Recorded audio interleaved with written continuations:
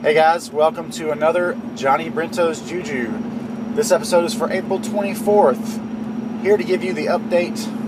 What's what with MVP? What's going on? Well, as you can see, we've switched our format to vlog from simple article or audio podcast.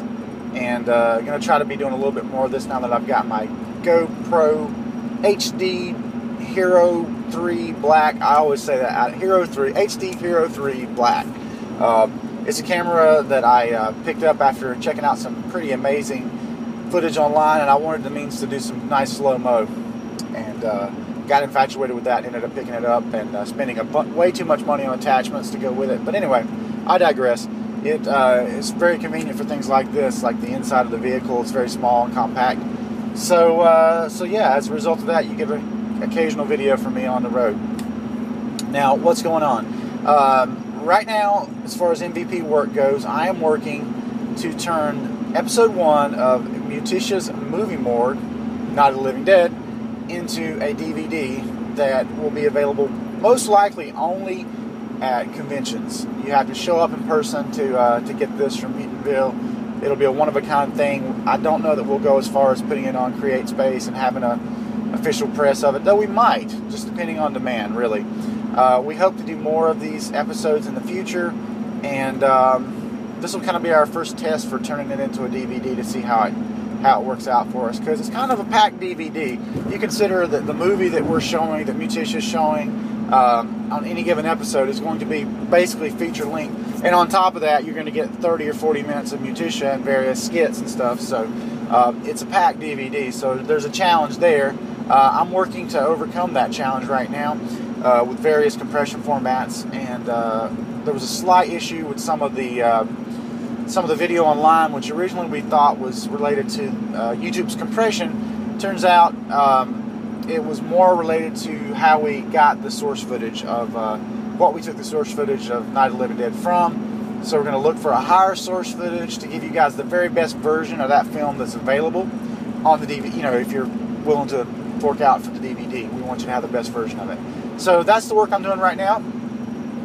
And coming down the pipe, some sort of work on C for Chaos. I know you keep hearing us mention this on the podcast and whatnot, but some sort of disposition of the Lost Muttonville film C for Chaos makes me very happy to do anything with that, and I've been assured that I'm going to get the opportunity to complete some sort of edit of that. I don't know if it'll be a web series or actually in film format. The problem with it being in film format is I doubt we could fit it on a single DVD, for one, and you know, who wants to sit around, even if it's the most awesome film ever, which it won't be, but it will be interesting to people that know us and have seen our other films and are interested in the progression, and of course to us and all of our friends that were in it, which is quite a few people.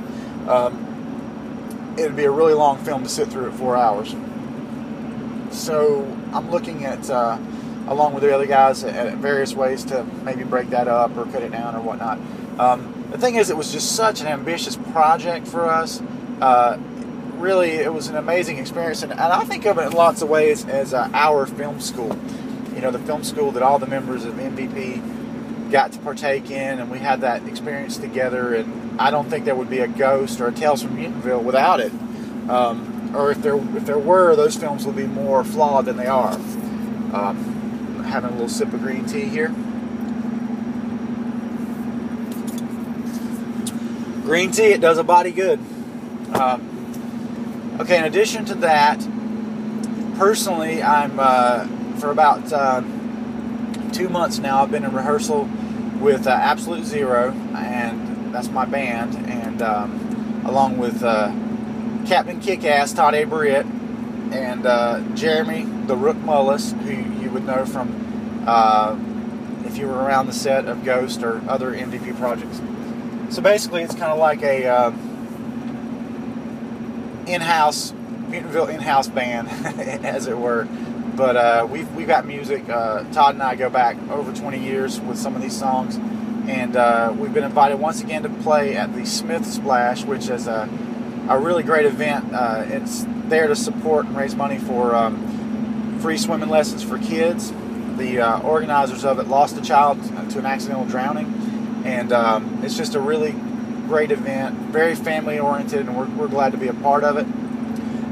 This is the second time they've had it. It was 2 years ago, 2011. They had us for that. We had a really, really fun performance there, and great reception.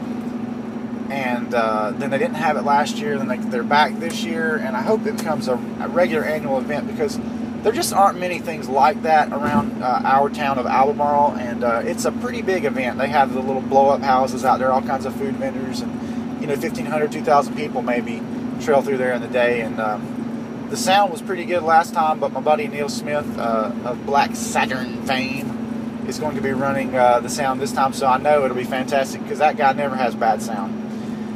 So the opportunity to play in front of a huge crowd with an awesome sound system, that's very appealing to us. And if it could help something out, a meaningful cause, then that's all the better.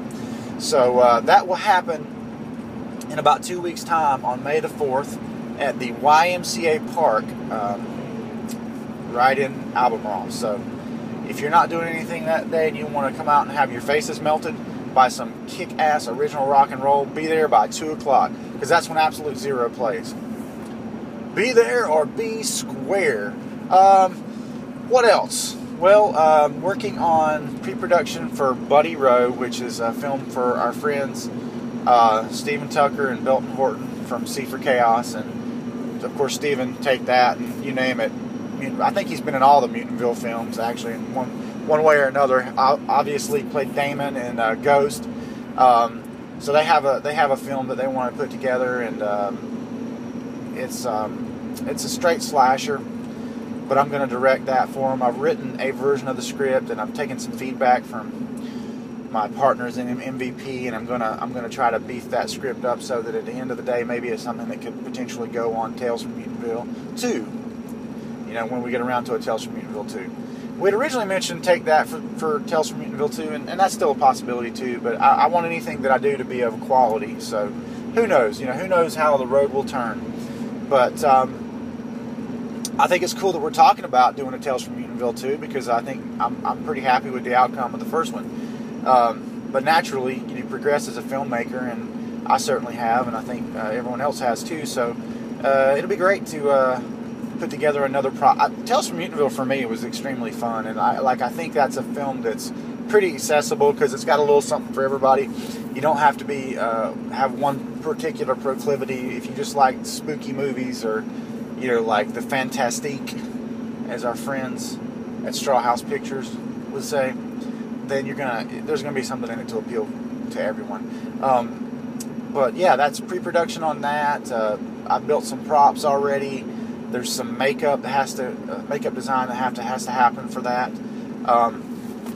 Loosely still working on the pre-production of the creature for Mother of Vampires.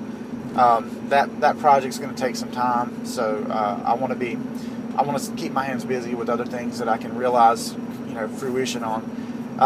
Still doing CrossFit, but I'll be honest with you, it has not been going great.